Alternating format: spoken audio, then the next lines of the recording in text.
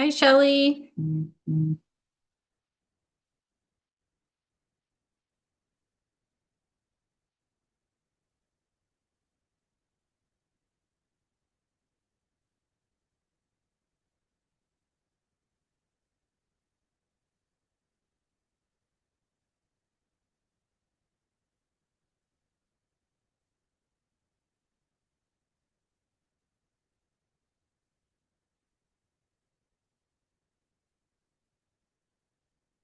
I'll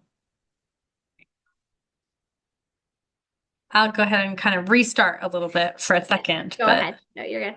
Perfect. They'll have uh, those. Well, actually, Cassie, will you put in the chat what email you want me to use?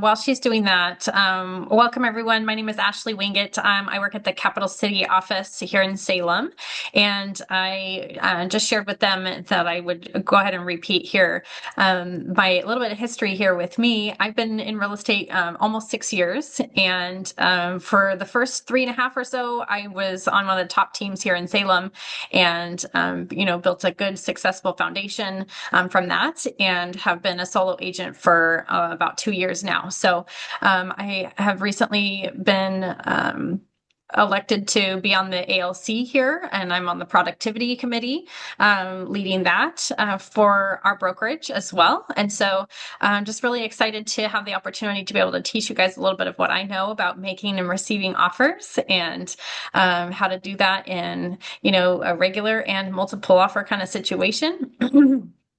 And so if you have questions, of course, you can say those in the chat. You can raise your hand. Also, just work with me here. It is a little bit newer presenting on this front. And so I will do my best to make sure it's nice and smooth and sharing the slides with you guys and all that. Okay. Ding, ding. Someone's here. Hi, Elmer. Thanks for joining us. We're so glad you're here. All right. You got the share screen, or did you need help? Yep, I can share my screen. There's Hannah. So here's what I have, content only, and I want to start with this slide. So you guys see just the slide, right? No, we see the The, side pre part the too. presenter stuff. I'm Yep. not quite sure how to do this. It's mean. You kind of just have to go from current slide to present, and Cassie actually probably walk you through this. She's more techy than me. Um, but I typically do have the presenter manual in front of you. Mm-hmm. So yeah, you might have to kind of read off that. Um, because I don't think there's a way to present it share screen wise and still see the notes. Hi, Okay, because Anne. I know I kind of was in there just a second ago and it looked like I was able to see my presenter side, but show it to you, or just show you this. So are you still seeing the sidebar Your stuff Oh, now your again? share screen stopped, so you have to reshare your screen. Okay. Display settings. Get out of this. Get out of that. And Jane and Elmer, I'm forwarding you some paperwork for today's class that she's going to go through too.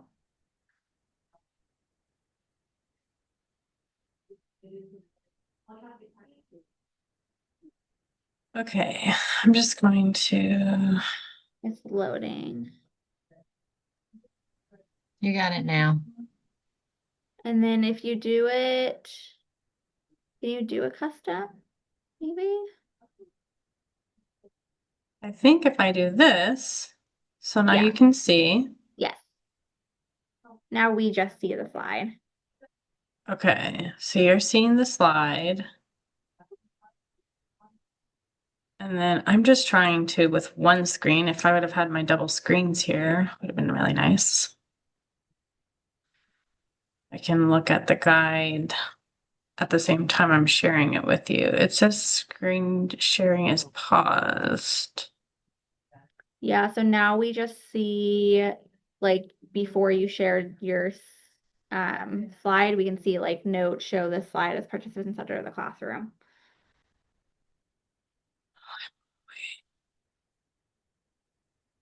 I'm so sorry, y'all. Okay.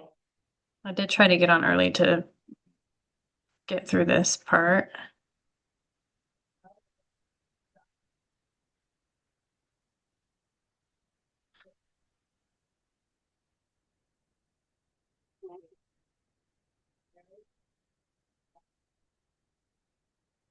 How do I look at this and not make it so giant?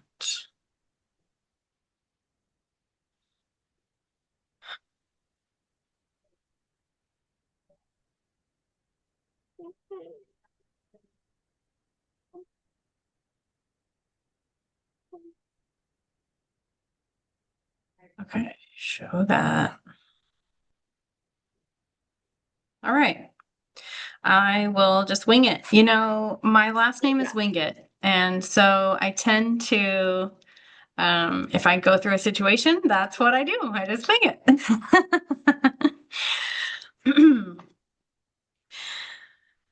And so, hello, Jane. Nice to see you. Welcome. Hello, thank you. All right.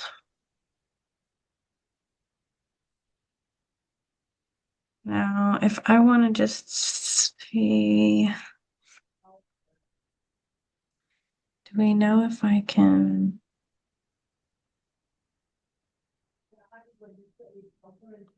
I'm not sure. So I'm just gonna go with what I've got here. So in today's session, you know, of course, this week you guys have done a couple different lessons. One is, you know, how you're working with buyers and sellers. And then before that was how to win the buyer and how to win the seller. So you have already gone over how to get into a buyer broker or buyer representation agreement and how to do a listing appointment. Is that correct? Yep. Okay. And then I learned some more tactics on working with buyers and sellers. So today we're going to talk about making and receiving offers. So we're going to look at that from the buyer's side of things when you're submitting an offer and all of the steps to do that in the best way that you can. And then also what it looks like from the listing side when you receive an offer or multiple offers. Okay, so before we do that, if I could have a volunteer that's willing to read through our belief system here, we just want to kind of reiterate how we want to be doing business with folks. Does someone want to do that? Casey. I would love to. How fun. Okay, so, and by the way, Ashley, it looks great. I have two tabs, one where I can just see you guys as classmates, and one where I can see you and your slide. So hopefully that makes you feel better. It looks good. So win-win or no deal, Oops, integrity. sorry. Did I change it? Okay, there we go. Joke's on me. Okay. Integrity, do the right thing. Customers always come first. Commitment in all things. Communication, seek first to understand. Creativity, ideas before results. Teamwork, together everyone achieves more. So true. Trust starts with honesty, and equity is opportunities for all. Lastly, success results through people. Yes. So have you guys come up with any situations already where you have seen any of these belief systems come into play?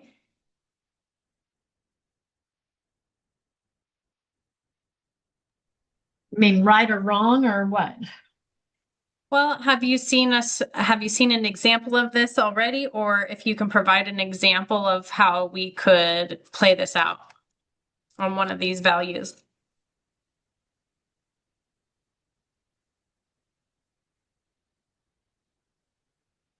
I can kind of give you an example. One, of course, is when we're keeping that communication, seeking first to understand, being able to ask our clients what is causing them to want to make their move and what's causing them to want to make this happen for them. And so making sure that we are understanding their motivation behind what they are wanting to do is really going to help us to get them to the finish line that much better, so that we can completely understand their whole situation. So asking a lot of questions so that we can understand what's going on with their situation. That just actually brought one to mind for me when I'm reading Integrity to Do the Right Thing. As of the new buyer agency and buyers needing to be pre-approved, there's a lot going on with that, I believe, where you have to have that conversation with these really excited buyers that, before we tour this home, our first step is getting you a loan if that's the way that they're purchasing, and really standing up for those new laws instead of just getting excited and scheduling all those fun showings. It's been a challenge for my career starting in a different realm and now having these new sets of rules. It's really making us have integrity. So I take pride in that. Great. That's a great example. I appreciate that. Does anybody else have another example or something they want to share that relates to one of the elements of our belief system?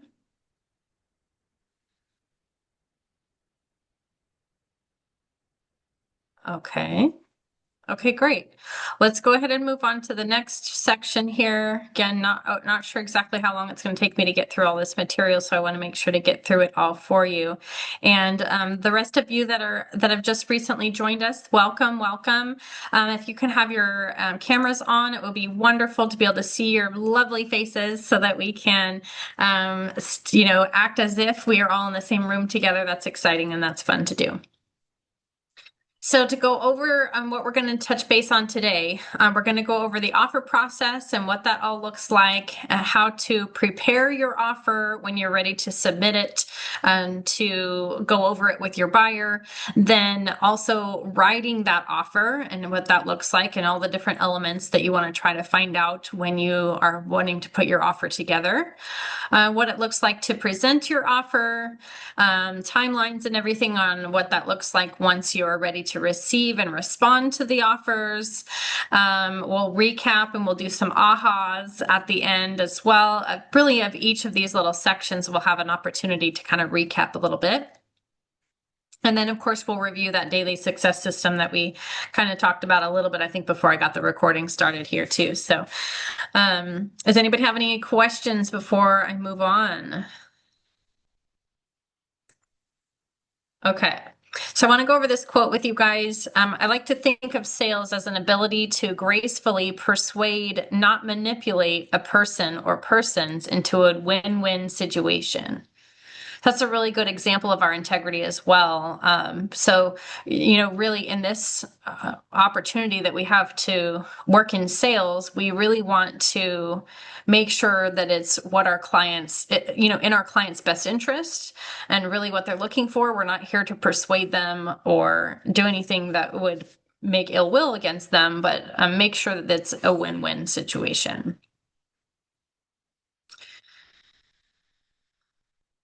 Okay, so the first step that we have to go over is regarding the offer process. So you guys have your participant guide there for you as well that you guys can follow along with too, right? So on that, you'll see this chart here. So in this offer process, several things can happen. So first, when you get your offer made into the seller, then the seller has an opportunity to respond in one of three ways. Okay, so first, they can counter that offer. Well, actually, I should go with the exceptions part first in the middle here. First, they can accept the offer. That would be fantastic. If you get that offer submitted, you don't have to worry about the extra negotiations or anything. And then once they accept the offer, then it begins the process from contract to close. Excuse me. Okay, and then If they don't accept the offer, they can counter that offer. So that means they want to change any of the terms, whether it's the down payment amount, not necessarily the down payment amount, but I mean, the offer price, the closing costs, if they want to pay all or some of the buyer agent fee, or any of the other terms in regards to personal items at the house, or closing deadlines, inspections, appraisals, all that stuff.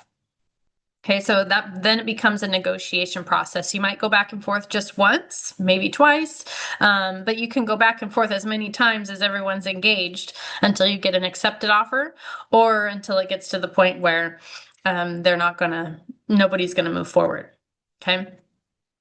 And then we also have the other option where they just reject your offer altogether. That's kind of a bummer. That can happen hopefully more likely in a situation where you have multiple offers and you've done the darndest that you can, and they've just picked another offer, and that's why they've rejected your offer. In today's market, sometimes you could come across a situation where you might offer them too low of a purchase price and they don't even want to counter back with you. Maybe they are just offended and they want to reject your offer.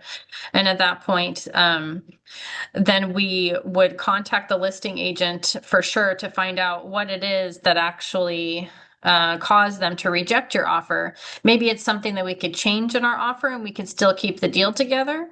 Or maybe it's just a learning opportunity for you to find out the information from the seller's side, why their offer got rejected. Sometimes you can find out the same information that you may have already told your buyer that might be a possibility why they rejected it, and you can get it verified from hearing from the seller's side and the listing agent. So like it says on here, don't assume no means no. It doesn't always mean no, but it could be a learning opportunity as well, or an opportunity for us to adjust the offer and maybe get the offer accepted later. Any questions on that? Okay. By show of hands, have any of you that are here had the opportunity to put in an offer for a buyer before? Yeah, Casey has. Okay. How about Elmer, or is it Lone? I'm sorry, I don't know how to say your name. I want to make sure I say it right. You're totally fine. It's Lawani.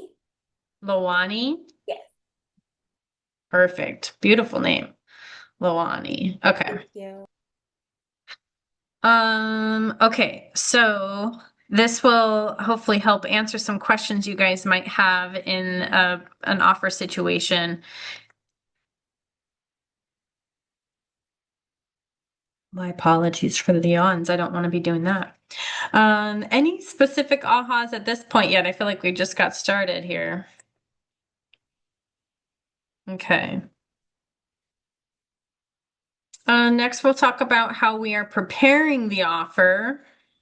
So when you get into the situation where you're ready to write an offer, you've shown your clients, let's say 10 homes, and you've helped them narrow it down to the one that they want to make an offer on. You want to find out as much information from that listing agent as possible. So you want to go back to that listing agent and you want to ensure that the property is still available. That's for sure one of the things. Make sure that they don't already have an offer that they're accepting or that's coming in. You want to build as much rapport with that listing agent as possible. You start building that rapport when you ask for that showing.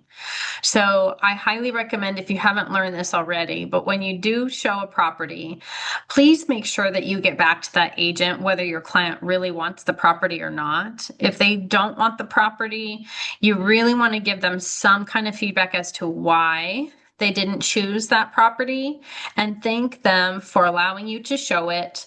And then also maybe mention that you look forward to working with them in the future and you hope that the feedback that you're giving is helpful for them. So the more communication that you have, the higher likelihood they have of having good feelings about you.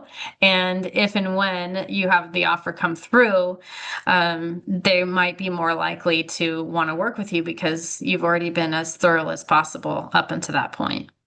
Okay. So building rapport with that listing agent, asking about the activity that they've had on the property. You want to find out, have you had any other offers? Have you had other showings? Do you have any other showings coming up? What are some questions that I'm just spouting out tons of questions I need to see. What are some questions that you guys think that you would want to ask a listing agent when you're preparing to write an offer? I'll chime Casey. in. Yeah, it's something I've come across. I've had quite a few opportunities of submitting those offers, and um, always making the phone call is so spot on. It's not about texting or email, it's about a voice to voice, so they can really recognize you, especially in our community where we have a lot of group events, and maybe just hearing your voice from across the room will excite them to walk over and shake hands and meet you one day. But um, one of the biggest questions I ask a listing agent with a seller is, do you have a specific title company? I know on our RMLS system, you can put one in, and sometimes that holds weight for that seller to continue with a chosen title company. Even if your buyer also has a chosen company, it's just nice to gauge that with the listing agent. Hey, my buyer picks First American, but I see on your listing, before I write this offer and submit it, there's a field. Would you like me, or do you have preference of that? And sometimes that can help them go through multiple offer situation and say, I remember that this gal took the time to call and ask, and if it does matter to the seller, it saves them, the buyer's agent, from having to rewrite their offer just for something that small. Mm-hmm. Yes, that is a really good thing, what their title company is that they prefer. Does somebody else have another thing that they think would be a good question to ask a listing agent?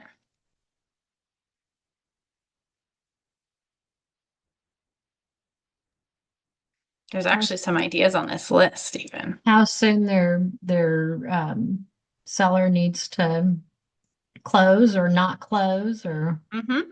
Yeah. Do you guys have a preference on how long you need your closing to be? Is 30 days enough or do you need more? Would you like a sooner close? My clients can close in 2 weeks.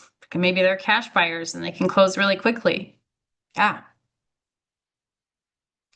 There's some other on here too. Inquiring about activity. Let's see. Number 4, inquiring about other offers on the property and why they fell through. I have had sometimes where the property just came back on the market and you want to find out what happened in the previous situation that caused it to come out of contract.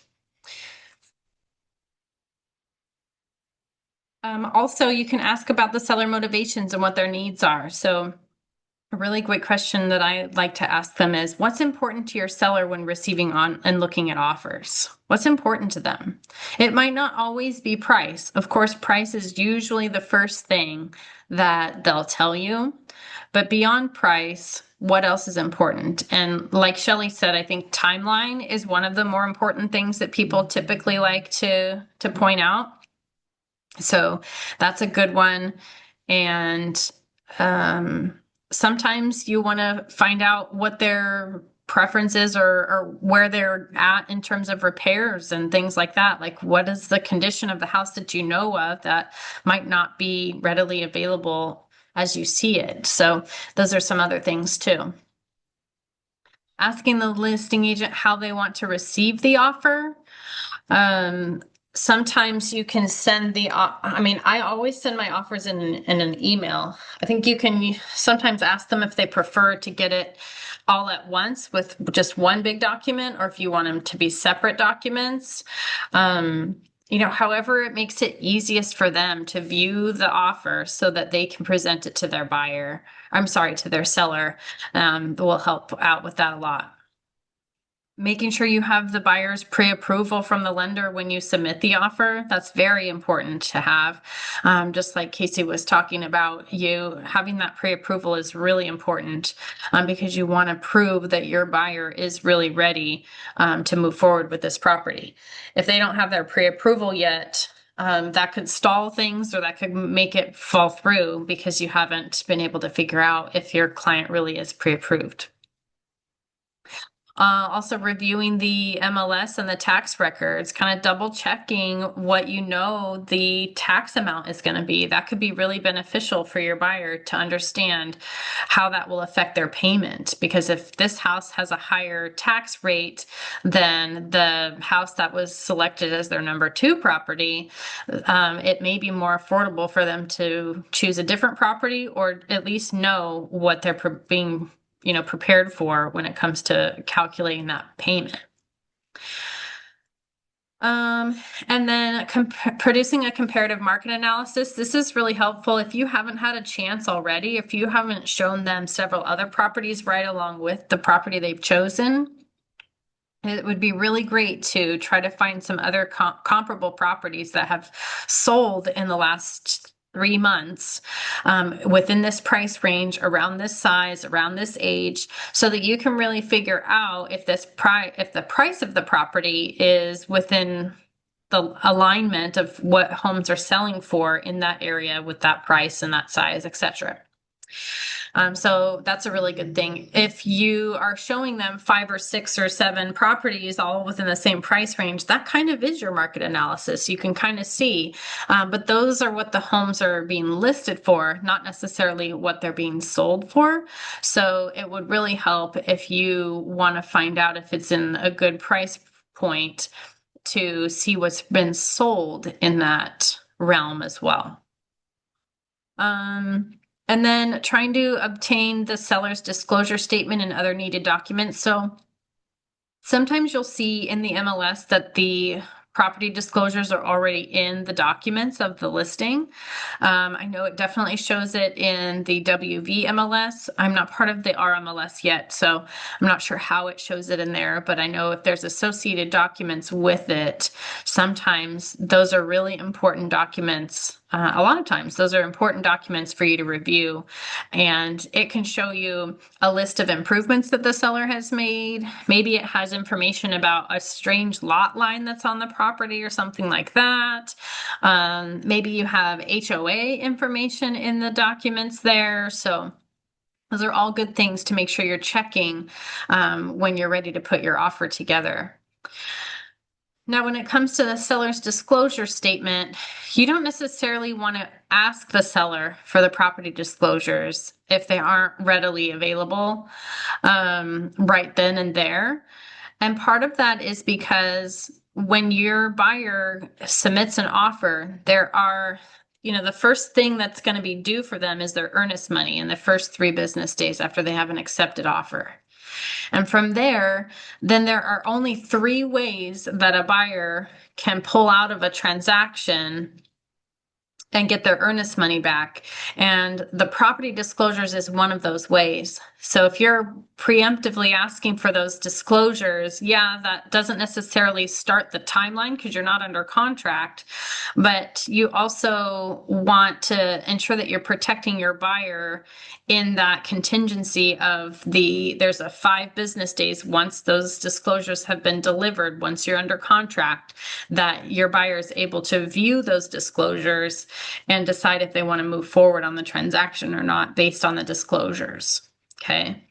But that also does give you more insight on the condition of the property, or it can give you more insight on the condition of the property if you find a way to get it before you submit your offer.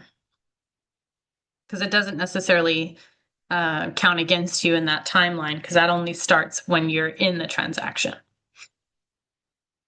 Any questions on what we've covered there, or any ahas that you learned something new? Let's see, Jane, do you have anything that has stuck out to you quite yet? Anything new that you've learned? Mm, yes, everything to me is new. Everything to you is new. That's great. Hopefully you're able to write some new notes in that section. Yeah. What was something that you thought was that stood out to you? Mm. Mm, So, I didn't know I can find a tax record from RMLS before, so um, I will search that part later. So, Okay, yeah, so searching the tax record part.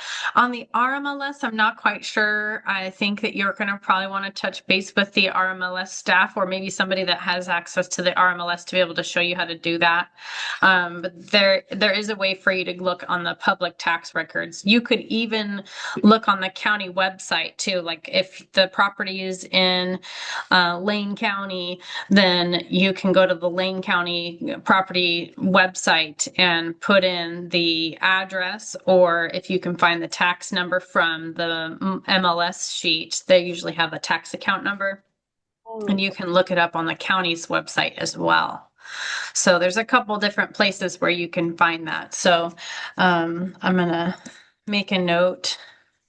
They do have a course on that with the MLS, where they do an hour course on how to do that. Cool. oh, Okay. Mm-hmm. All right. Well, I'll write that down too, Jane, so that we can make sure to help follow up with you on that. thank you. Okay. I think I'm going to move on to the next part as well. I did have Mara send you guys um, an agreement from something that we will go over here in just a minute when it comes time. One of these two will do that, but when writing your offer, so you want to include all of these items, and there's several different parts, and that's why they hire you as a professional, so that you can walk them through all these moving parts of the transaction. And so first you want to, of course, find out what the price that they want to offer. And along with that price, are they going to be asking for any closing costs, or are they going to be asking for any of the buyer's agent commission to be paid by the seller? So you want to know about those terms. And so you want to find out what's happening there. When it comes to the seller's disclosures, what you know about that and what you find out ahead of time is great help. It may or may not affect what you're going to do in your offer. Conveyances, those are, let me see what it tells me I should say about that. I don't want to show you all of my extra things.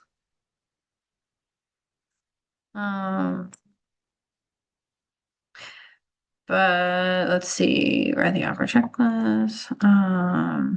Oh, one of the things that I do need to make sure that I touch base on is the love letters. You guys probably learned a little bit about that from NAR calls them the liability letters. Those love letters are things that you don't want to be writing a love letter to a seller, because those could violate your fair housing laws, because it starts to talk about, familial status or jobs or things like that. So you want to be sure that you're not writing your love letters with the sellers, because that's not necessarily going to benefit you, but more hurt the situation. Okay. What did that do? Did this change the view at all? I pushed a button that's toggle camera. You're beautiful on my end. I see your cute face in the corner and your one slide of writing an offer in front of us. Okay. But I apologize. Did you see my notes when you're telling me that? Nope, no notes. You just see the slide and then my face in there. Yep. Fantastic. Then I'm leaving it like this. Cool. Great. Okay. Okay. So going down the line when writing an offer, earnest money is super important to make sure that you know how much earnest money that your buyer is going to put forth in their offer. The earnest money is the promise to the seller that they're serious about their offer, and it's kind of like their security deposit, right? When you go to put in a security deposit for an apartment or something. So this earnest money typically is $1,000 to $1,500. What I've seen a lot more commonly as we have gone through the Great Happening and beyond, is what our team leader Leslie calls it, is we see about 1% of the sale price. So if the house is $350,000, I recommend that my buyers do 1% of that sale price, so $3,500 as the earnest money deposit. Now, again, there are 3 ways that they get their earnest money back. So you can express to them, we don't ever want to go into an offer expecting to come out of it.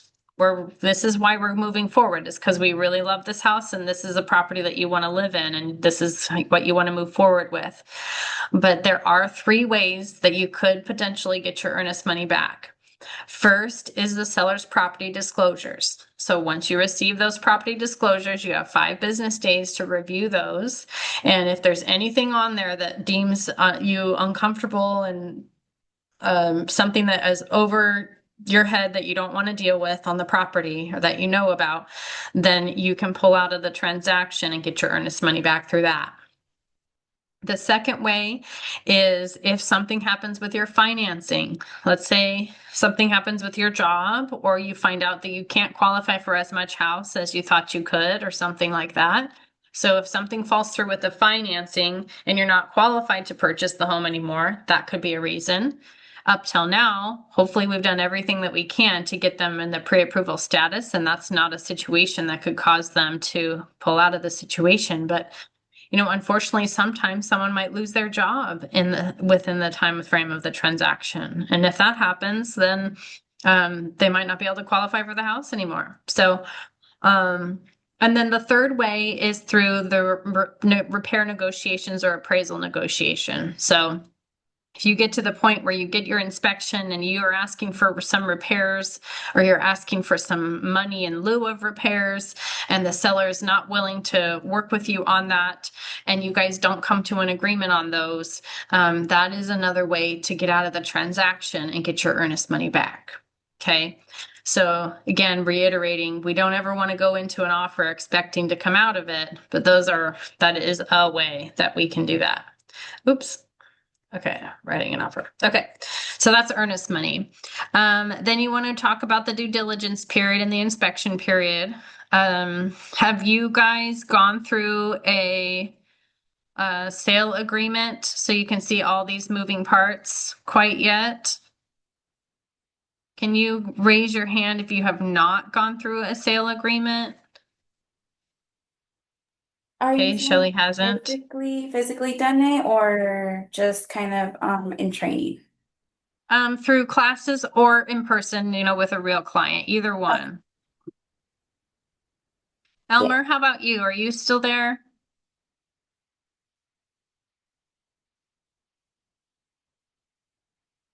I just want to make sure that if you haven't, because we will go through an offer here. You haven't. Okay. No, I haven't. Okay. So in the offer, it will show you all of these timelines. So we'll be able to look at that.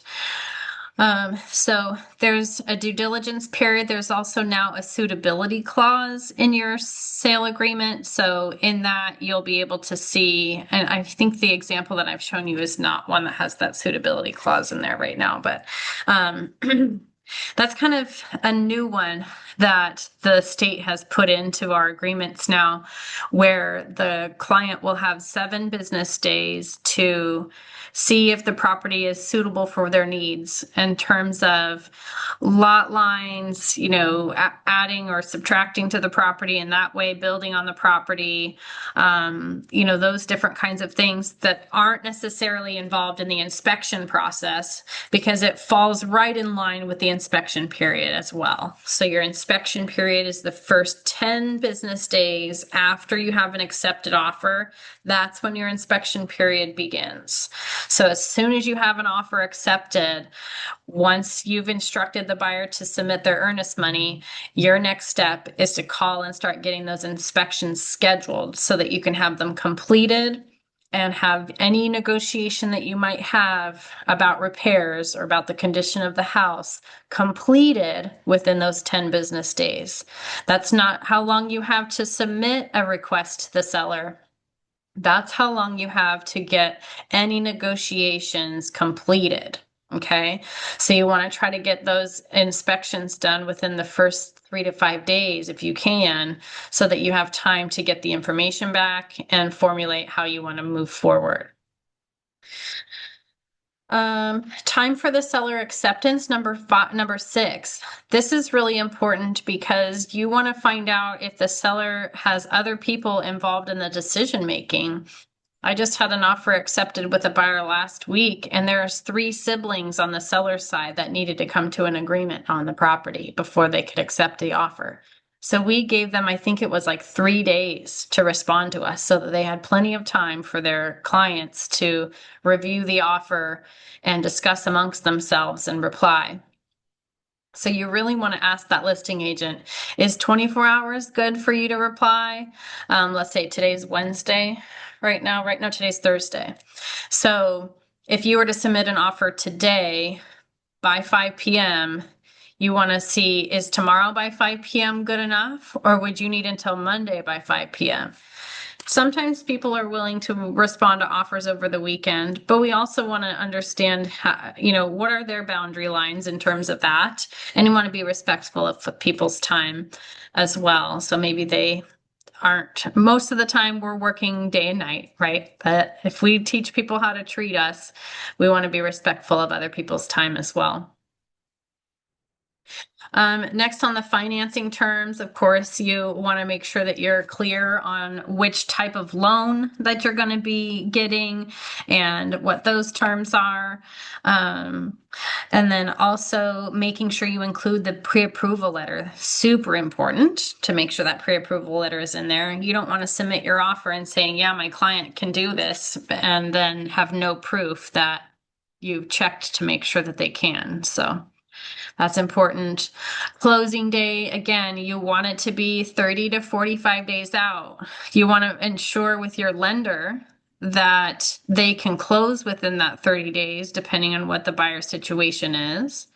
But also find out from the seller, is this closing date on today's the 13th, today's the 12th of March. Is the 12th of April good for you?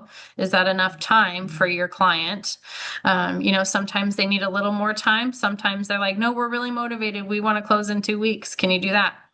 So a lot of times with a financed transaction, you can't get it closed that soon, but sometimes you can get it closed in as little as 3 weeks.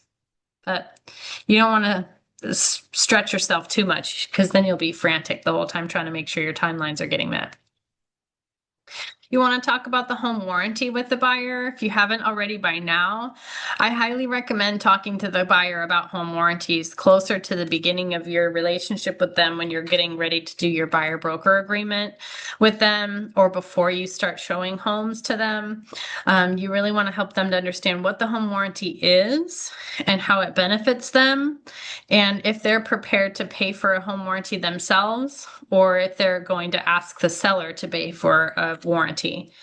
I always recommend on the buying side to have my buyers ask for the home warranty for the first year from the seller to be paid. It's around $500, usually depends on which home warranty company that you go with. But it's kind of that extra secure insurance of security for your buyer. If anything were to go wrong with the property in that first year and they have a 1-year home warranty, they can call the warranty company and have, for a small deductible, have them have a servicer come out and take care of the issue, whether they repair it or fix it or replace it. So that's a really good thing to have. And then on the selling side, same kind of thing, to be able to offer a home warranty if anything were to go wrong on the property for that first year. Kind of gives them a little security blanket for less likelihood for that buyer to come back and say, you coulda, shoulda, woulda known about XYZ. Okay. Next, repair limits. So you're going to talk about what you want to know from your buyer, what their comfort level is on condition of the property. But with the repair limits, you want to be able to find out what it is that they know that they can't handle and what they think they can do on their own. I would say in today's market, because there are more negotiations happening, it's not quite all on the seller's side to decide what's going on. You want to come into a win-win, like we said at the first quote at the beginning. You'd want to try to get your buyer to not ask for too many things, but ask for the things that are the most necessary for health and safety reasons, or just things that are outside of their capability to do. Like maybe they can't get up on the roof and do a roof repair, so they need the roof to be taken care of by the sellers. So you really want to talk about that kind of stuff. There can be some special clauses or some addendums depending on what else is going on in the situation. Maybe your buyer needs to sell a house before they buy this house. That could be another clause that could be different. So that is one of the situations that we'll look at today with the agreement that I've put in here for us to look through. Okay. Any questions on any of these items that I touched on? That was kind of a lot of information to share with you all at once. Do you usually present them the what is it, the disclosure or where you're gonna get paid your commission right off the bat? Or do you make like a different appointment with the buyer? I don't know if I think I'm kind of confusing myself with the question. That's okay. Yeah. So your question is if you disclose how much you get paid with the buyer before you put an offer together? Yes, I think just in general, like once you start talking with them, let's say they look for you and then they want you to be their agent to help buy a house. In the first appointment, is that when you would recommend you like just signing that contract? Yeah, so typically, but for where you're getting at with this, where we're covering in this class, you've already had that opportunity to talk with them and to get your buyer broker agreement signed with them. But, essentially, if you have a buyer that comes to you, whether you meet them at an open house or they saw you on the internet and they want to see about working with you, I don't always share what I charge for my commission right up front. What I like to tell people is, if I were to tell you what I charge before I'm able to show you who I am and how I work, it would be like going to the department store and buying a pair of pants before you try them on. So I want you to be able to really hear a little bit more about who I am and how I work and how I'll work for you. And then we can discuss how much my professional service fee is. And I tend to try to change the wording a little bit. Instead of saying my commission, I say my professional service fee, because you are the professional.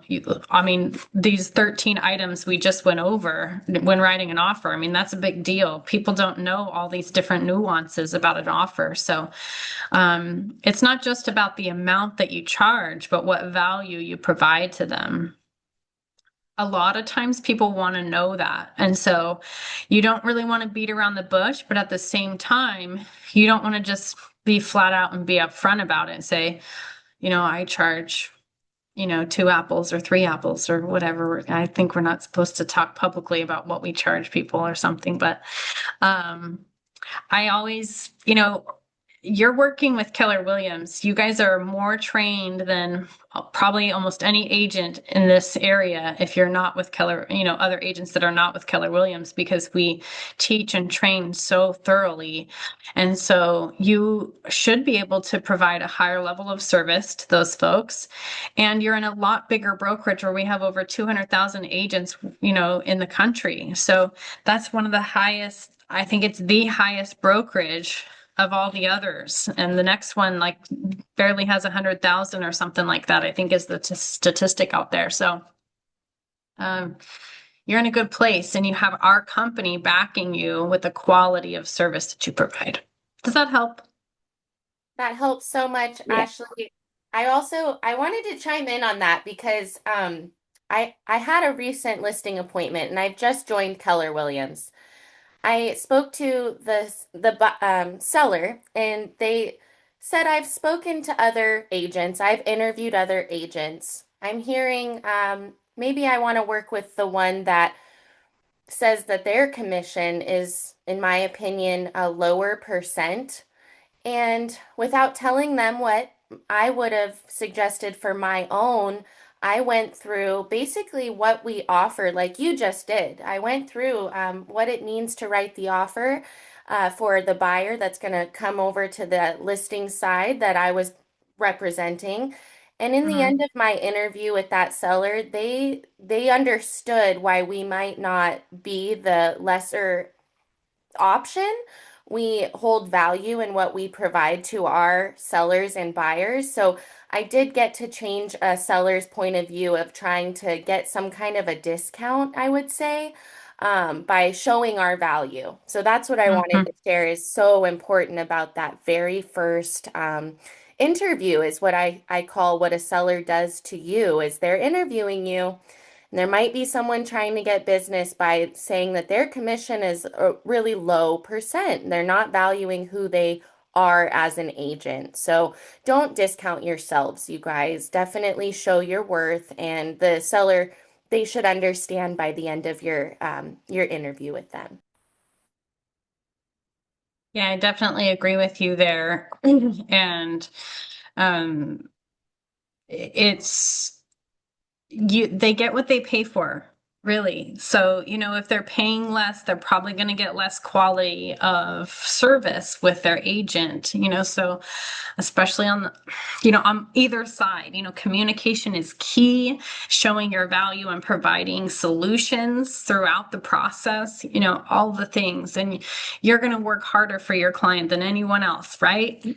So show them that in all of the actions that you provide, up until this point. So, okay, great input. Thank you so much for that. Okay, so now we're going to talk through the offer with the buyer. And so I'm going to walk you through the contract here to make sure that, just like I would with a client, so that you kind of know how to set up the proper expectations for that. Okay.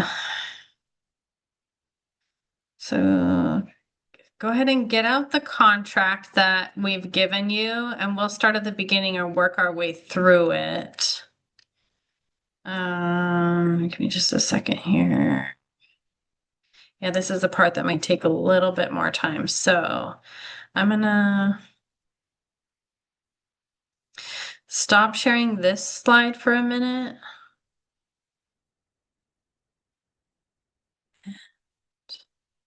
Hopefully I can get back there. I don't know if I can or not. And then I want to pull up the offer that I sent you.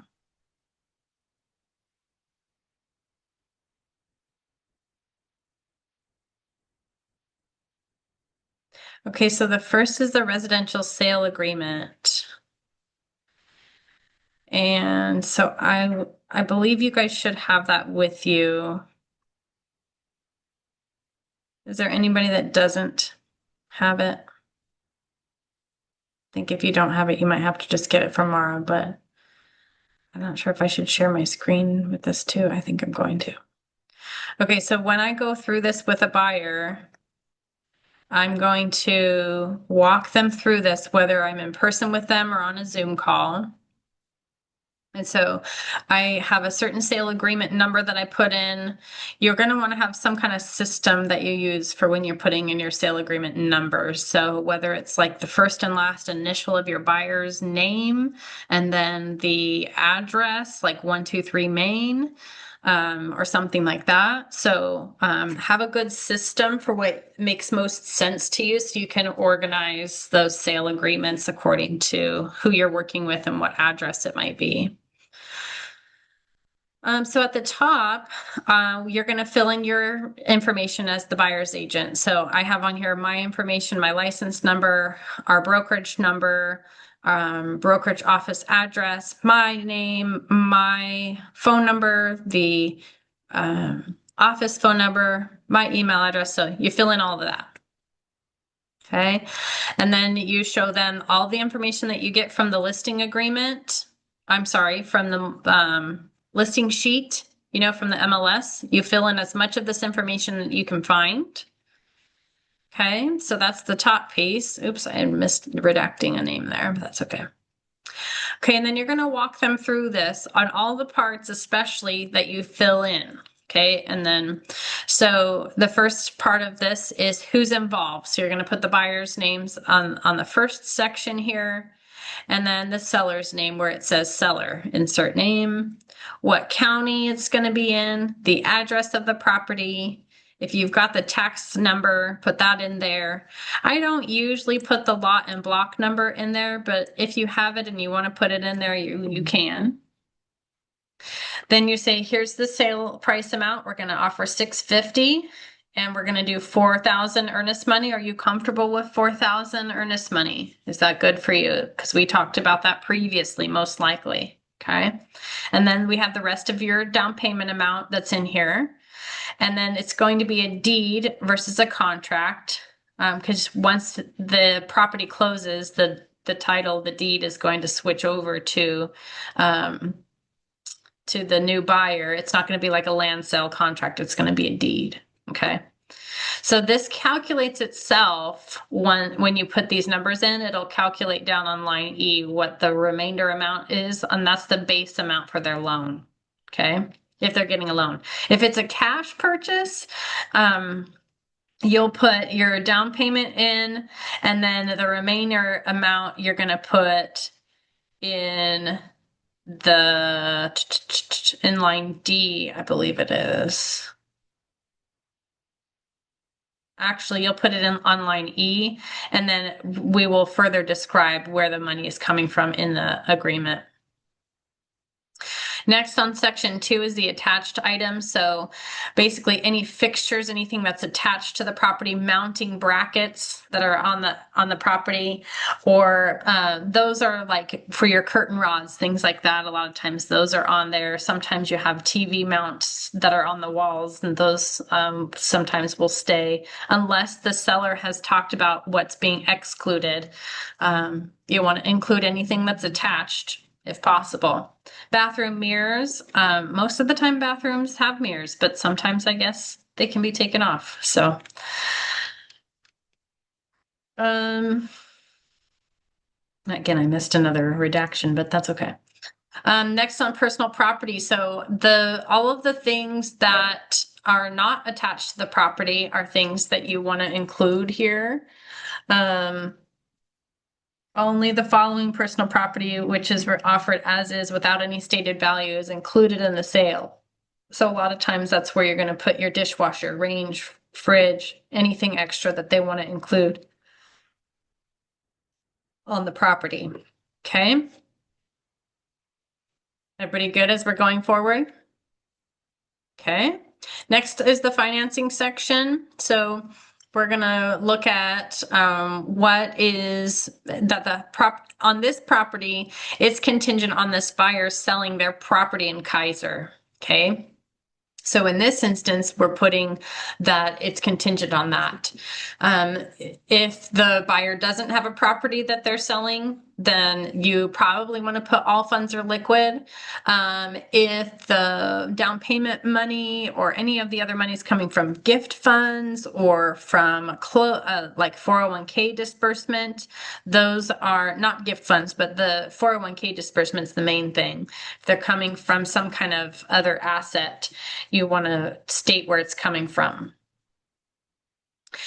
Okay, and then we talk about, this is where we are asking for the seller to pay some of your closing costs or your buyer agent fee. So in this situation here, this buyer asked for the buyer's agent fee, but they didn't ask for closing costs. Okay, so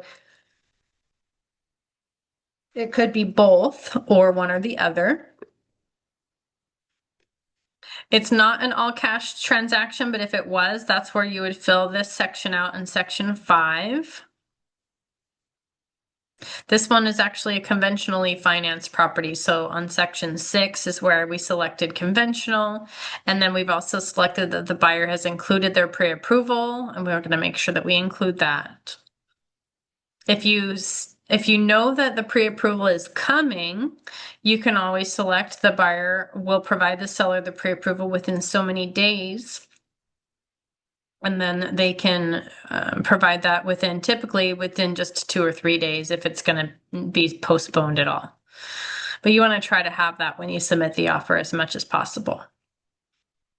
Let's say you're submitting your offer over the weekend and you haven't connected with the lender to get an updated pre-approval because let's say this house is a lower price than what they've really been approved for. So the house, let's say the price is $400,000.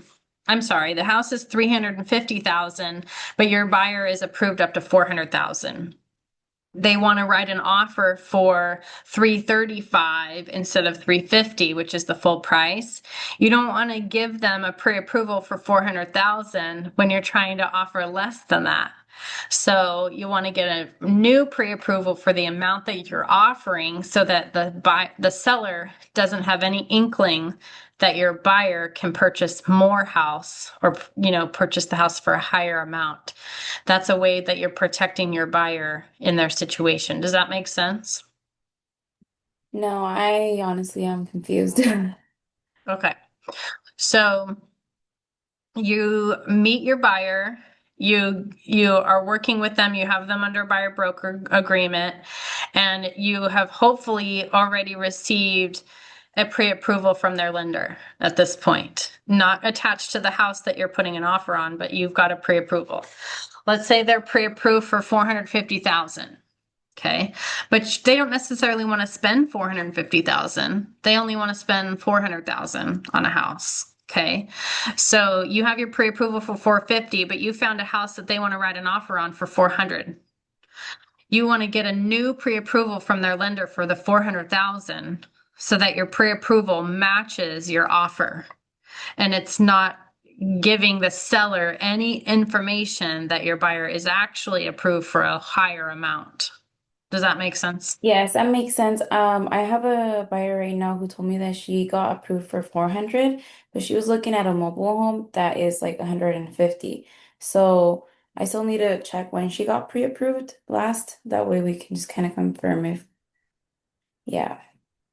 Yes. Now, in that instance, is she looking at a manufactured home in a park or a manufactured home on its own property? Yes, so I think it's in a park, and from what I heard yesterday from a loan officer, it has to go under shadow loan. Is that what it's called? It's definitely a different type of loan if the person does not own the land underneath. So if they're getting a manufactured home in a park, it's a different type of loan, and not all lenders can do manufactured home loans. So, and you want to make sure that you are keeping track of when the manufactured home was made, like when the certificate shows of when it was built, because it was built before 1976, July of 1976. I believe that's the deadline. They have to be cash purchase, or there's even less lenders that will lend on a manufactured home that is built before 1976. So,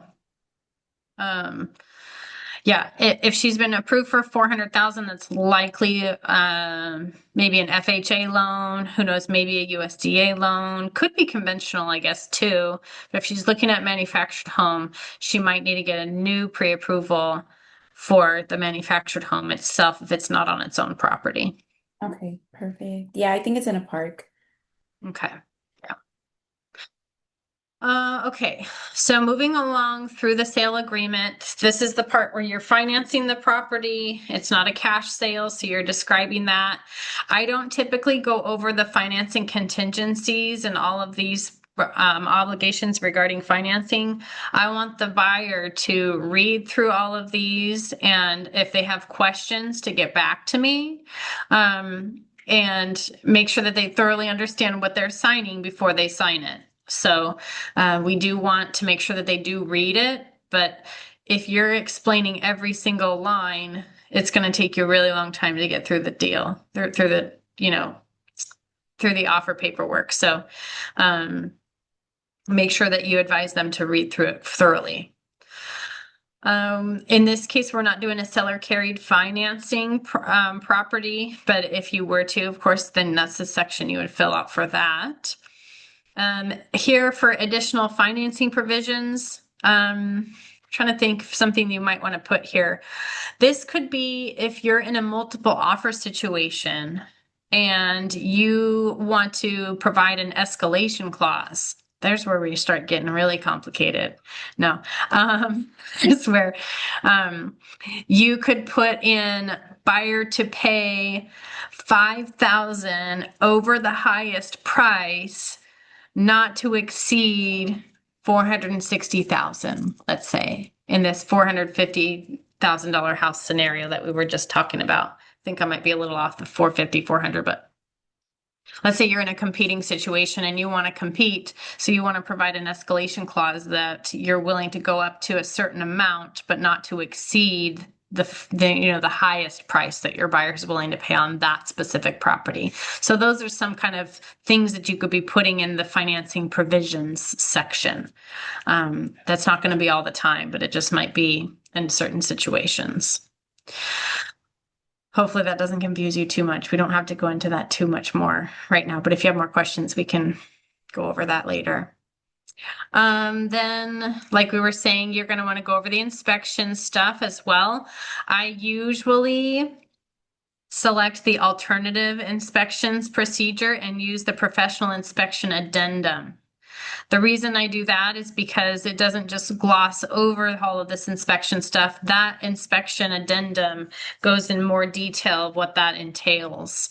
So a lot of times, even though it's more paperwork, I like to provide that and go through that with the buyer. But in this instance, we just selected the regular inspections. Now you can also add in here, like it says, for example, radon and mold, you can add more inspections aside from just the home inspection. I'll tell you that the common added inspections that get used aside from the full home inspection is a sewer scope. So that the buyer can test the sewer line from the house to the main street. And then also sewer scope and the radon test. Radon is one of those invisible risks that it's something that sets in low-lying areas within the valley. So typically a house with a basement or, a big crawl space might potentially have more radon, or if it's in a lower lying area of the valley, could have that. So if someone's concerned about radon, they might want to do a radon test as well. So those are the two that are most common to be added onto the buyer's inspections. Not all the time. It's really whatever the buyer wants to do. And then this goes over how many days that they have for that inspection. So they have 10 business days, like we were talking about before, in which to complete all inspections and negotiations with the seller regarding any matters disclosed in the inspection report. Okay, so that's not 10 days to just inspect and then get back to the seller, but it's 10 days to inspect and negotiate any of the matters that come about. Okay. You can make longer days. If you want 15 days, you can do 15 days, or you can do less days if you want it to take less time. But 10 days is pretty standard, and it usually takes 10 days to get all that done. So, am I good to keep going? Any questions? All right. Next we go over if it's got a well or not. So all the parts that we're filling in, lead-based paint contingency period. If the house was built before 1978, you're going to have a lead-based paint disclosure. Okay, so the buyer has the opportunity to go over the lead-based paint disclosure, 10 calendar days following the delivery date in which to conduct a lead-based paint assessment or inspection. So if you find that your buyer wants to do a lead-based paint test, that's also something that can be done during the inspection period. Okay, and then I go over, whether it's got a public sewer or public water system. On this one, it has an on-site sewage system as well as a private well. So I had planned, hopefully, we can go through those two documents as well, so you can see what that looks like. But then there's a lot of reading for them to do. Make sure that they read through all of that stuff. If there's a homeowners association or not, that's another factor you want to be looking at with your buyers. If they're comfortable with being in a property that has a homeowners association. I could go on a tangent about that too, but I won't because I don't think I have time. Alarm system, smoke alarm detectors. Here's a contingency here. If the property does not have updated smoke alarms or carbon monoxide detectors, the seller has 10 business days after you have an accepted offer to put in updated smoke alarms and carbon monoxide detectors. So that's state law. They have to do that. So it's not necessarily something that you need to restate anywhere. I've seen sometimes where a buyer's agent will restate it in the inspections, in the repair request. But it's already something that they are required to do. So, if you want to reiterate it, I guess you can. This one also has a wood burning stove, no solar panels. Here's the spot where it talks about the home warranty on section 28. In here, my buyer's asking for the home warranty and asking the seller to pay for it. So this is a typical situation that I would ask. I would recommend that my buyer asks the seller to pay for the 1-year home warranty. Here's the escrow spot. I know Casey was talking about asking them, which title company they prefer. I know on the multiple listing service, usually it already says what title company that they prefer. Something about that is that as a listing agent, when you're working with a seller, you ask for the title company for a list pack. So that they can help make sure that there's no encumbrances on the property and they can give you all the information that you can find out from the tax record.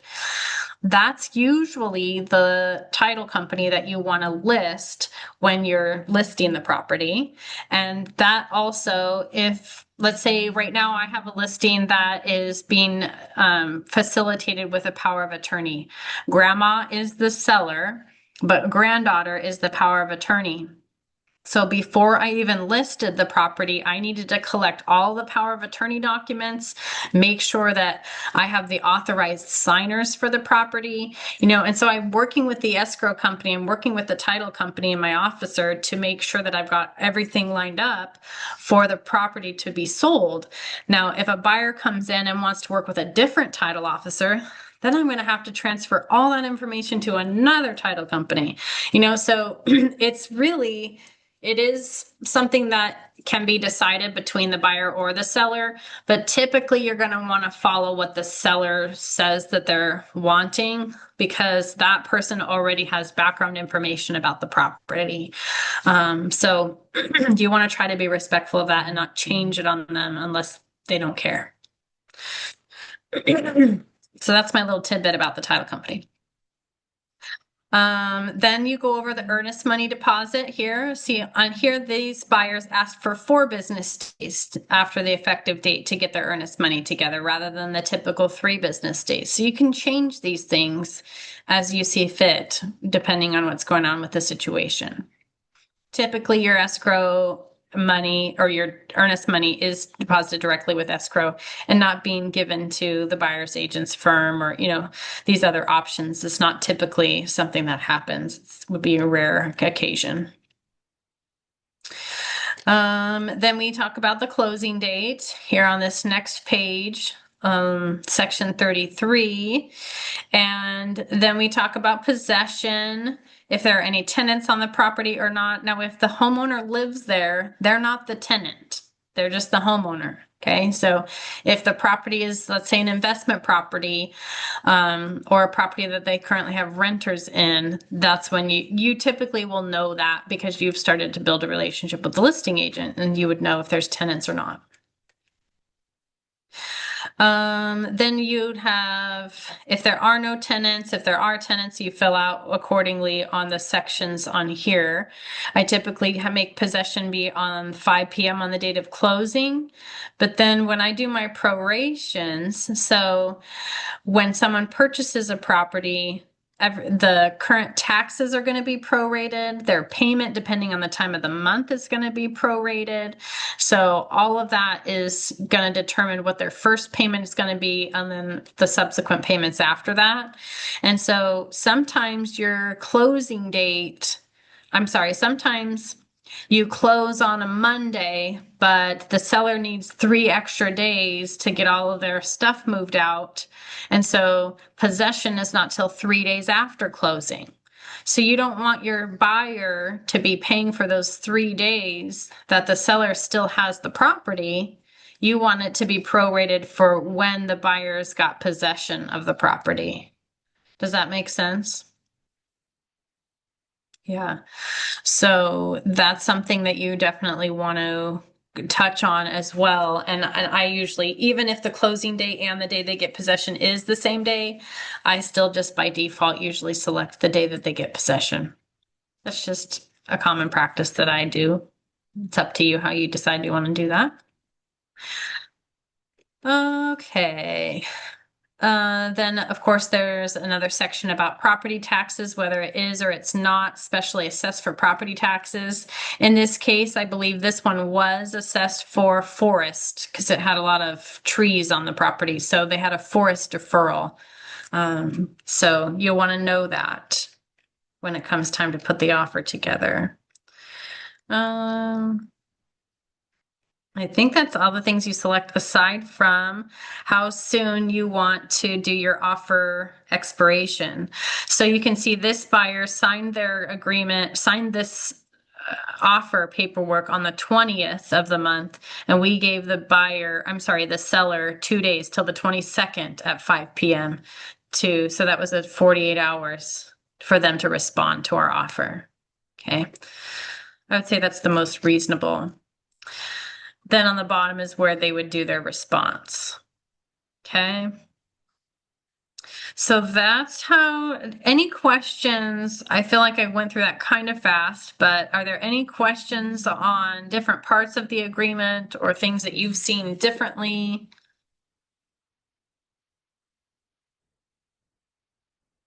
That's good. Good. Okay. Jane, are you following? Elmer, are you guys following okay? Yes. It's a lot, isn't it? But Okay, good. we get through the agreement before in the other classes, so I just Okay. but there is still something new, like you mentioned. It's rather than closing day, you select the second one. Mm-hmm. Is it any possible the buyer get the house before closing day? No. Typically the buyer does not get into the house before the closing date.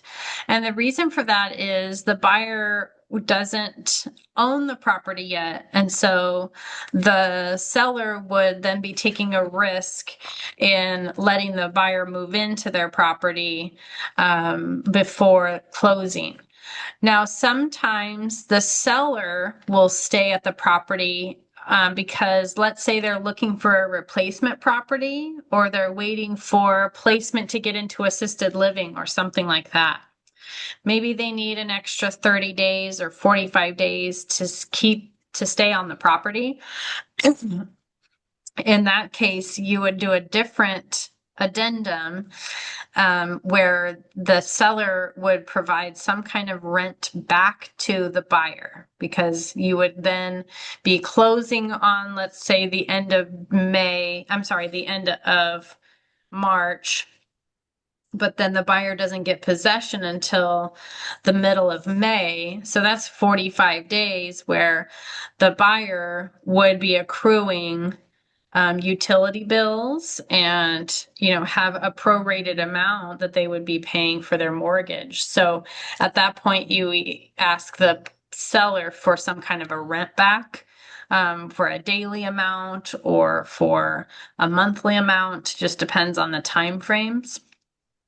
But your buyer wouldn't typically move into the house before closing. It'd more be the opposite, where the seller might stay at the property before the buyer moves in. But in that case, if the seller want to rent back, is it more complex for buyer? Because as your property rent out, you need to buy extra insurance for the house. Yeah, so the seller would need to provide insurance for the rent back time period. So they do want to protect the house and the situation in that way. So you're right. Yeah, they will need to have an additional like renter's insurance for that time frame. I believe it would be the seller that needs to obtain that, because they're the ones that are staying in the property, not the buyer. I want to double check that. Okay, yeah. It sounds complex. It sounds what? It sounds complex. Yeah, it is complex. Yeah, it can be complex that way. And so if you have questions, if you get in a situation like that, you definitely want to touch base with the principal broker, with Tammy or with Stacy. I'm not sure who you guys have down further south in the Sunset or the Eugene I think it's Tammy. area. But yeah, there's so many nuances and so many different ways these properties can go under contract and have little contingencies that you just definitely want to provide everybody with the risks involved so that they understand what's the best situation for them, and what the risk and reward is for that. Okay, so now, does anybody have any other comments or anything else that they wanted to add in to that section? Anything that they learned?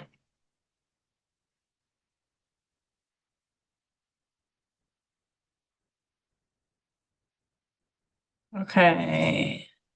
I want to make sure I'm sharing my screen again.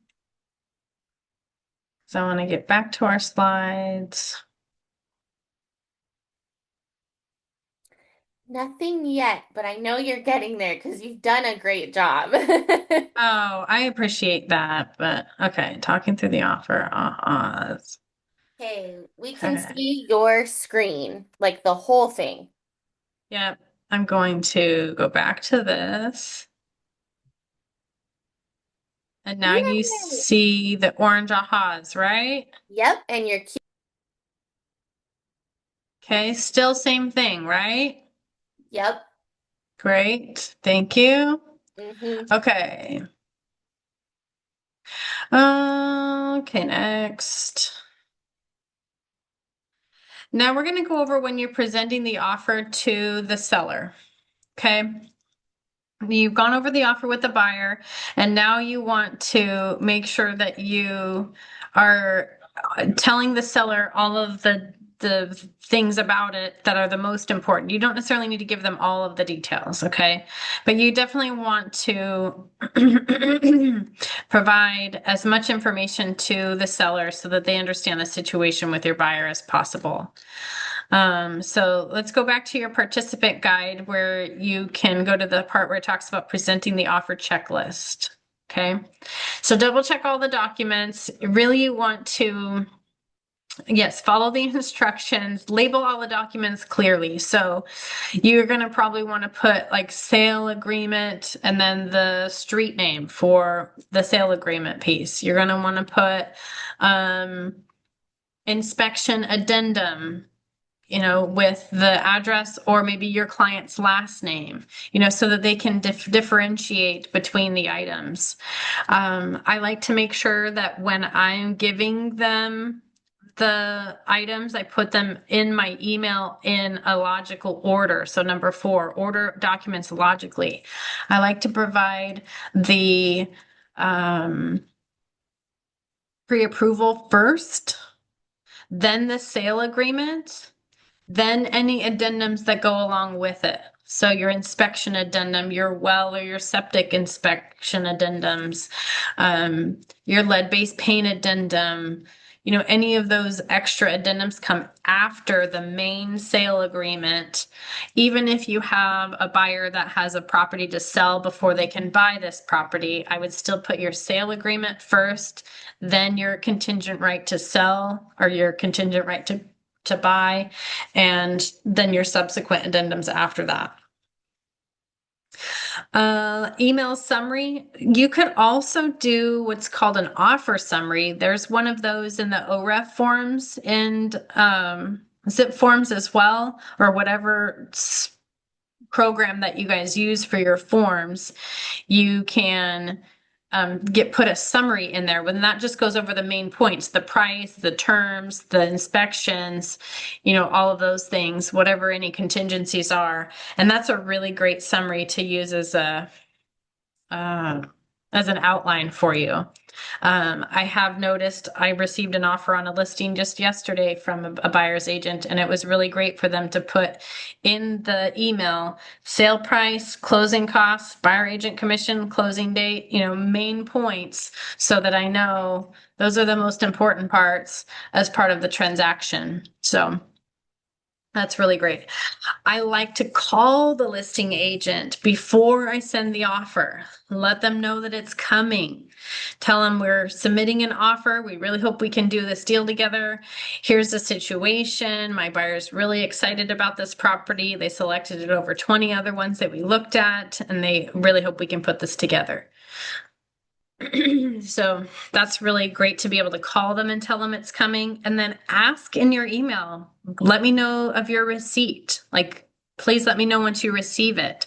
And that'd be a good practice for you as an agent as well, to be sure that you are responding when someone sends you an email, say received, thank you, or something. You want to communicate with people so that they know that you've got it, or that they've got it, or whatnot, because they might not have got it and it went into their spam or something. So you definitely want to make sure that they get it so that that timeline for when they can respond starts. Then adding all your documents to command. Have you guys been shown how to do that? Some of you? Jane's like, no. Shelly, no. Okay. I'm not sure if I'm at a point where I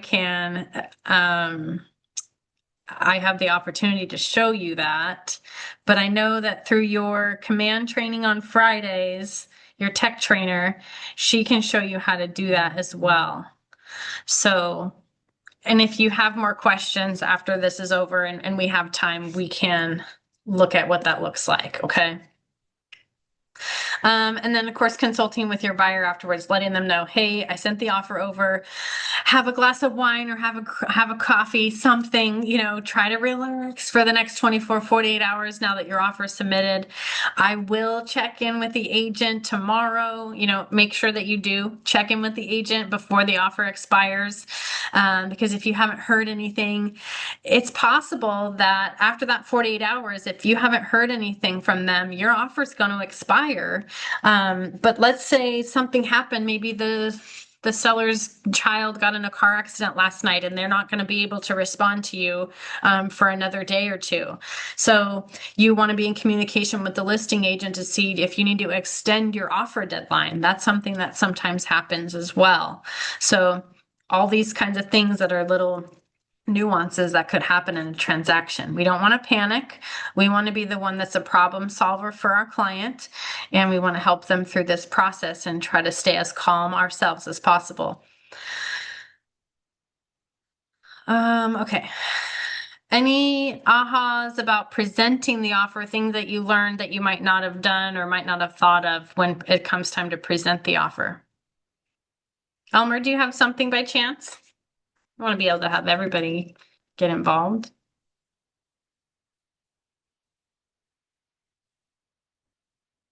Shelly's got her pup, loving on her.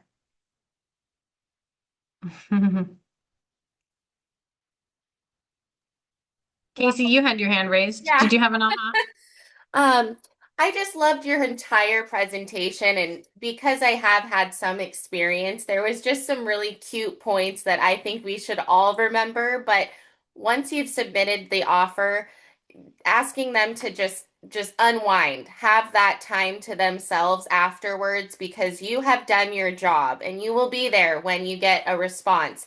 But to remind them that they have just submitted an offer and to celebrate is what's going to make you stand out as an agent, and not wearing your stress on your shoulder so that they can see it is a big deal. So let those buyers know that, we've just done something together that you're proud of, and you'll let them know as soon as they, get a response. But I thought that was awesome to say, have a glass of wine, go drink your coffee, continue your day, because you are doing your job for them. So that was Thank you. Yes.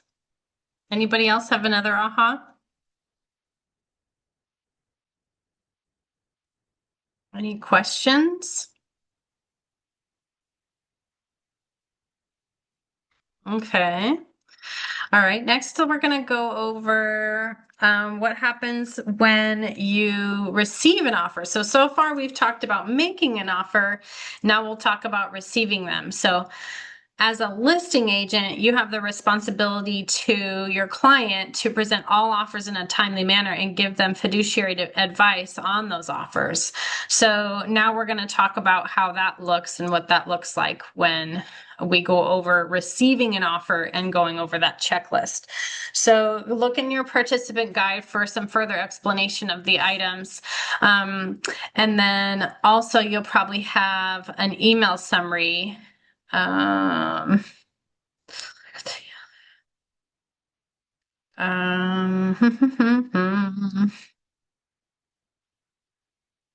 okay, so as a listing agent, you really want to understand the offer that you're receiving so that you can accurately present it to your seller. So these are the things that you want to really pay attention to. Making sure that the offer is complete, making sure all of the lines that are supposed to be filled in are filled in, is really important. Sometimes someone will not select something, let's say on the well or the septic, or maybe they forgot to put in the expected closing date. Maybe they they have the pre-approval, but they sent it saying that they're going to pay cash on the property instead. Like there could be typos in there or something. So definitely want to be sure that the offer is complete and everything is filled out. Like I said before, confirm the receipt of the offer. Definitely want to do that. And then get the offer to the seller in a timely manner. So as soon as you receive the offer, you definitely want to be able to update the net sheet that you have already done for your seller. Hopefully you guys have learned how to do that, and if you haven't, you will. But once you do your listing appointment, you're going to have a seller's net sheet. So now that you've received an offer, you have some variables that have come in, and you want to provide them with an updated net sheet so that they know how much they're going to profit from the property. That's part of it. along with your summary. So you could take one of those offer summary sheets from the OREF library and fill in everything that you received from that buyer's agent and be able to present that to your seller as a summary, and then go over the whole agreement afterwards, or let them review it afterwards too. So that's another way that you can provide a summary for them, and you're not going through all 14 pages of the agreement like we just did.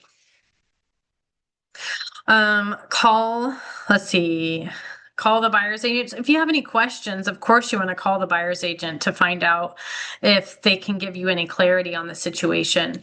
Sometimes they're asking for $13,000 in closing costs, but they really don't need the $13,000 in closing costs. You can say, do you think that you don't want to table talk with the buyer's agent?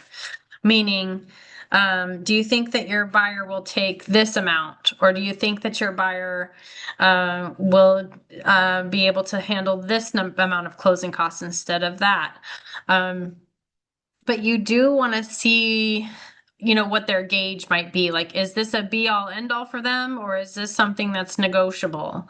So if you can find out from that buyer's agent if there's any flexibility on the situation or what their situation might be like. Call the lender. That's a good example as well. If you want to call the lender, what are some questions you think you might want to ask a lender when you have an offer come through from a buyer?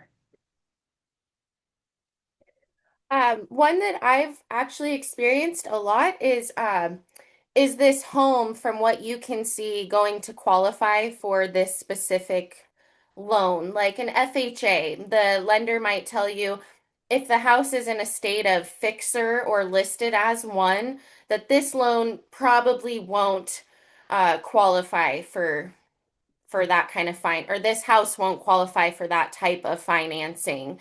And just kind of knowing that up front is really helpful when you start to get offers, when you see that this buyer probably won't qualify for the purchase if they have that loan and our house is in this state, if that makes.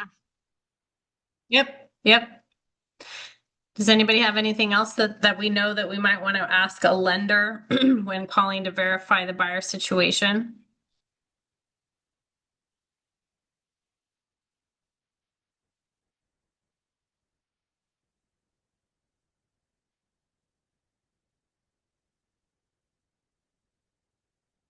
I've got one for you. How about, is this a full pre-approval, or is this just a, what do they call it? It's not a pre-approval, but pre-qualification. So you want to see, have you checked the buyer's assets, like where their money's coming from? Or have you just gone off of what they said that they've told you their income is and how much money that they have? Sometimes they go through this automated underwriting system and they don't do a full pre-approval before the offer comes through. Jane, did you have something?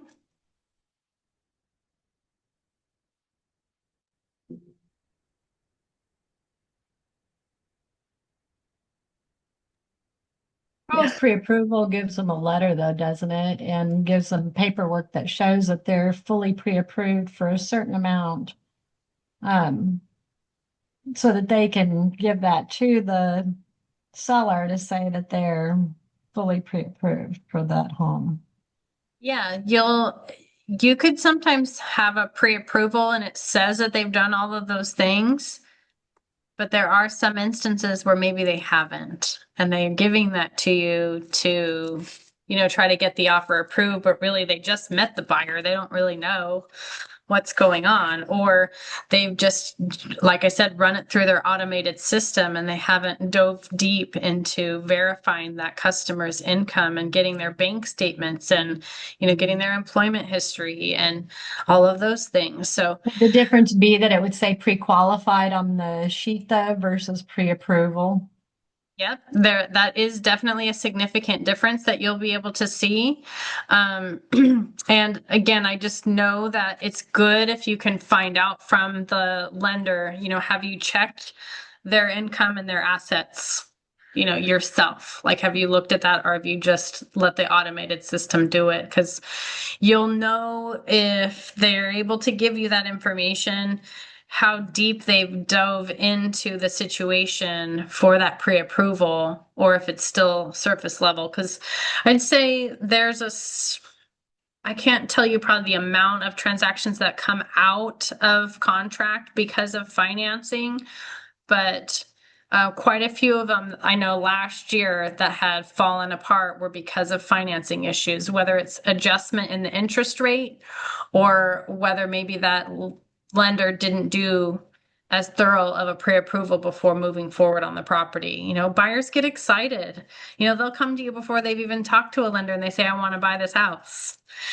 So sometimes they'll say what they want to say or they'll do what they do, and they're not quite there yet, even though if they just took a little bit of time to be a little more thorough, they could have gotten there. So you just I don't just want looked them at to a get the house cart before the on, horse. I just looked at a house on Broker Tour. Actually, it was a real estate agent. It was her home, and it had fallen through because of the financing aspect of it. That the people had said that I think they were just pre-qualified, but then their financing fell through, and so yeah, they had it back on the market again. Mm-hmm. Yeah. Yeah, so one thing to keep in mind when it comes to receiving an offer from when you're the listing agent is you want to make sure that your clients are being very objective about the offer. They're wanting to be they don't want to do anything that could come back as something that would be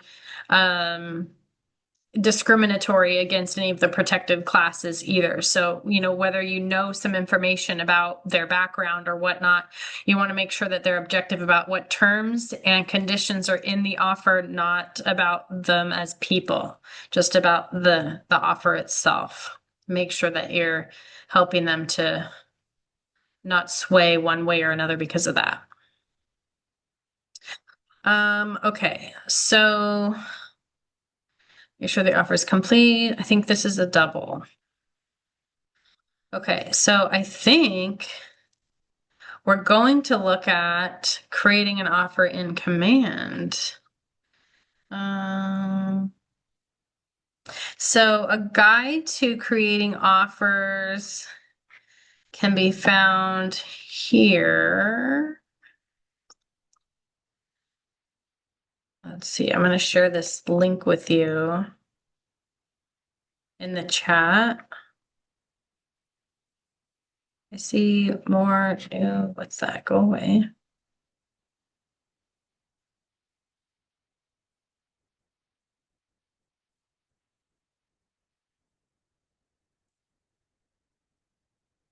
I'm sorry, I'm reviewing these messages here real quick too.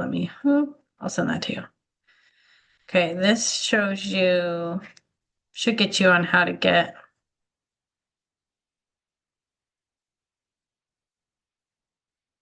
Yeah, there are definitely some lenders that can do those manufactured homes. Okay. So you can also go to answers.kw.com and search Ignite reference guide.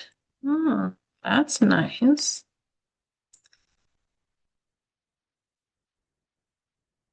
To get some more information too. Okay. So I will kind of show you through how to put an offer in Command. That way you can see that.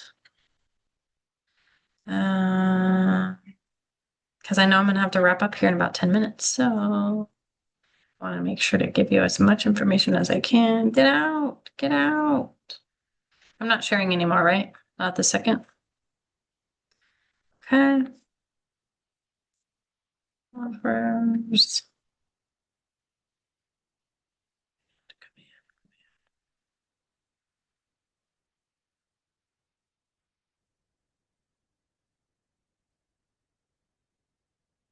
Okay. Let's see. Hopefully I can share this without sharing too much confidential information. Okay, so you're going to go into opportunities. And let's say we're going to create a buyer opportunity. So you're going to go up to the top right where it says create opportunity. You guys can see my screen, right? Is this new information for you? Okay, new for Casey. No, I've done the course on the, I think they do it on Monday or Tuesday morning. They do the course. Okay, but it's new for Jane, new for Casey. Elmer, is this new for you? Yes. Okay. All right, so we're going to create an opportunity. It should already auto-populate which market center that you're in. So you shouldn't have any issues with that. If you were on a team, you would select that. You're going to select if it's a buyer or a seller in the situation. So here we're going to do a buyer. Let's go Jane Doe. Actually, let me see if I can put my own name in here. I'll put myself in here. Okay. I know, hopefully that's not too confusing. So you should have the buyer already in your database, right? So you're going to select from it, it should auto-populate when you start putting in the buyer's name because you've already put them in to the system. Now, another thing that you want to do is I believe the Market Center wants you to have a certain name in the opportunity.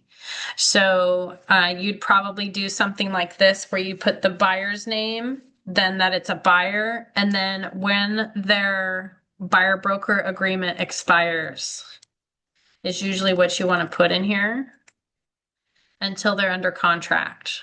Okay. I don't usually put a tag in here. You may want to start using tags for something like this, but you wouldn't need to. Let's say this buyer's going to purchase a house at $450,000. I've got them under buyer broker agreement for 3% commission. And at this point, I've already, depending on where you're at in the situation, is where you are going to put them in your opportunity stage. So if we're talking about writing and presenting offers, they're probably going to now be in the active stage and in the showing stage because you're starting to put in an offer. We're not in negotiation yet because we're not under contract yet. Does that make sense? So if we've already had an appointment with them, we have a buyer broker agreement, and we're still looking for property, then you probably put it in the searching category. Once you press create, then it's going to get you to that file. Okay. And so I typically like to collapse this panel because it's just extra information. You can edit any of this information as you move along. So let's say we're not in the searching, we're actually showing property. So I changed it. Ta-da, all done. So you can change it in there. Once you've submitted your offer, you can go into the documents section and you're going to select a checklist. And you're going to select residential, most likely. And then that's going to pull up the 3 different sections in which you're going to submit your information.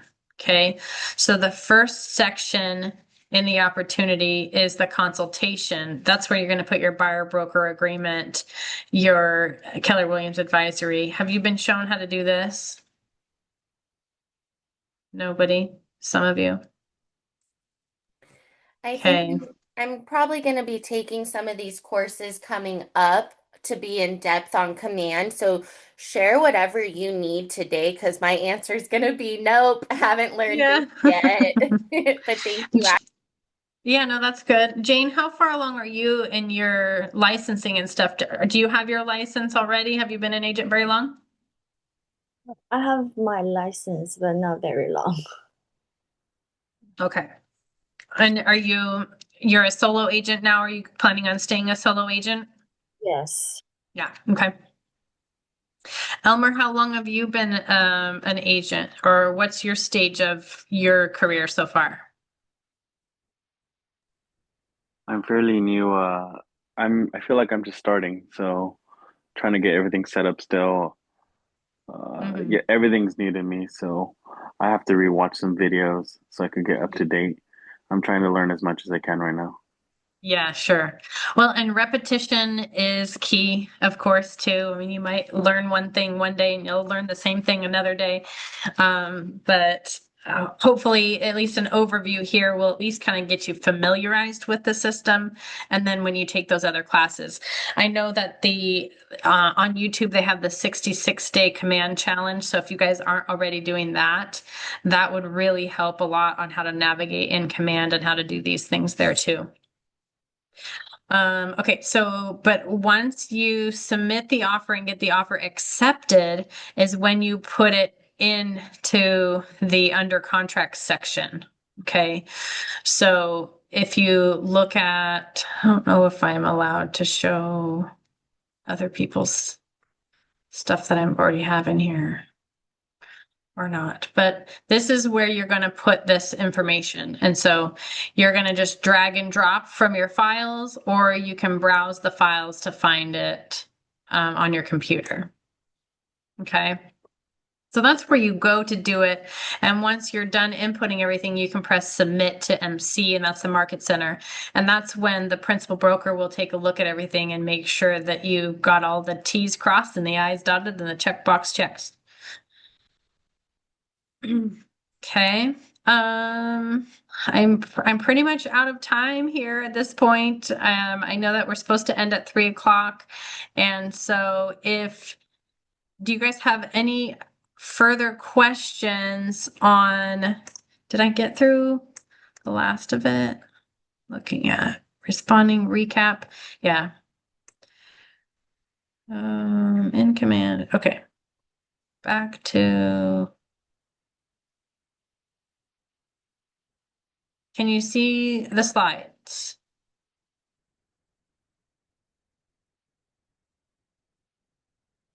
Yes. Okay, we're back to receiving, reviewing, and responding to offers. Just the recap of making the offer. Now that we've talked through your role in analyzing offers as a listing agent, that you presented to your seller, we did that. I'm so sorry, Ash. We're only seeing the command screen. Okay. So not the slides. I was too quick to say, yeah. Okay, thank you. Yeah.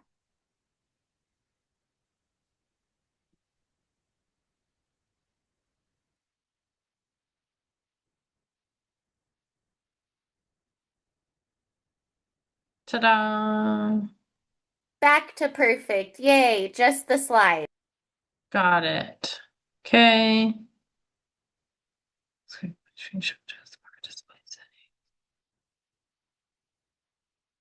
I swear to Pete, I don't know. Okay.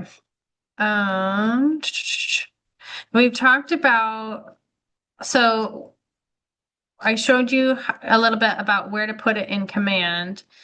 Then they wanted to have me go over how you present it to your seller. But I mean, really, it's just going over those main points. I say using that offer summary is really helpful. So you're not going through all 15 pages of the document. But then you can go over all those pages again or thoroughly if your client needs more clarification on it, because you definitely want to make sure they understand everything. But then, once you present your offer, it's your turn to consult with the seller and to respond to the offer. So now the seller has three options. Of course, they can accept the offer the way that it is, they can counter the offer, or they can reject the offer.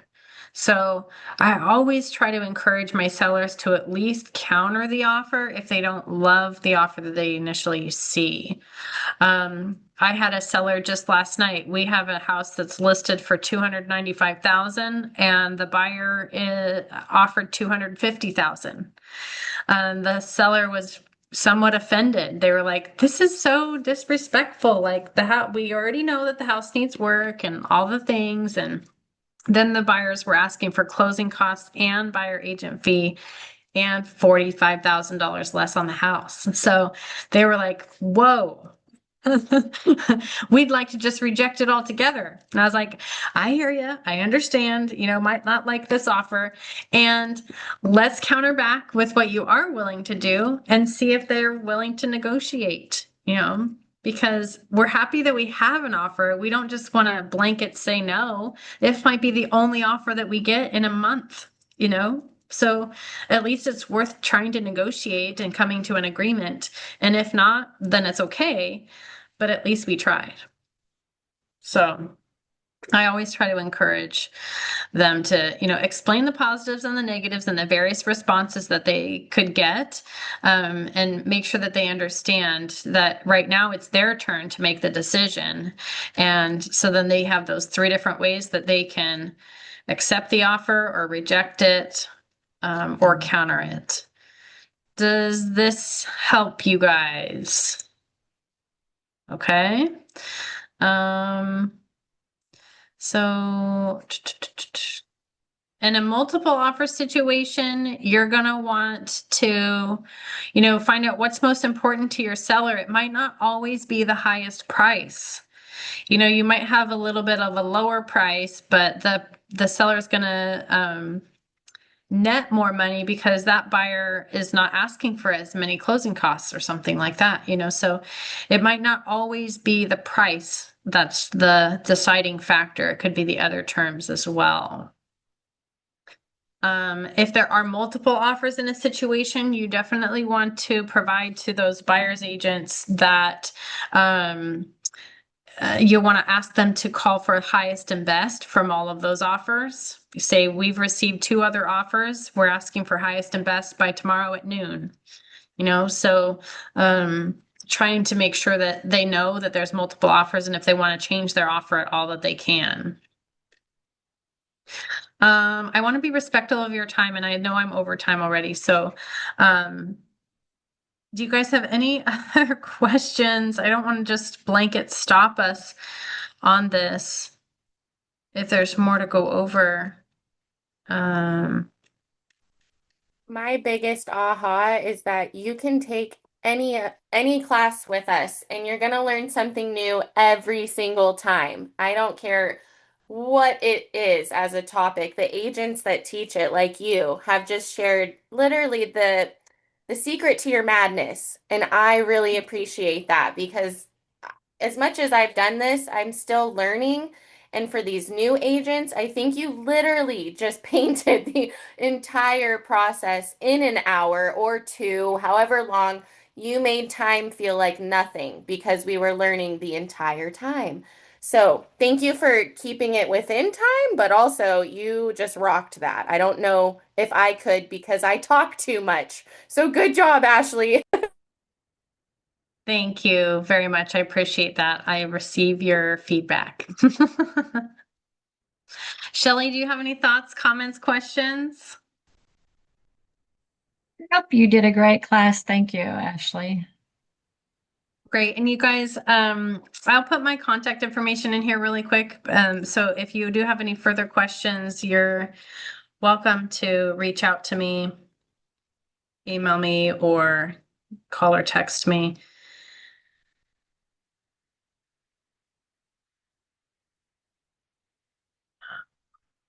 And I hope that you got everything that you needed, at least for today. And you have your participant guide. So if you have further questions, definitely reach out. Elmer, do you have anything else you wanted to add or have questions or anything?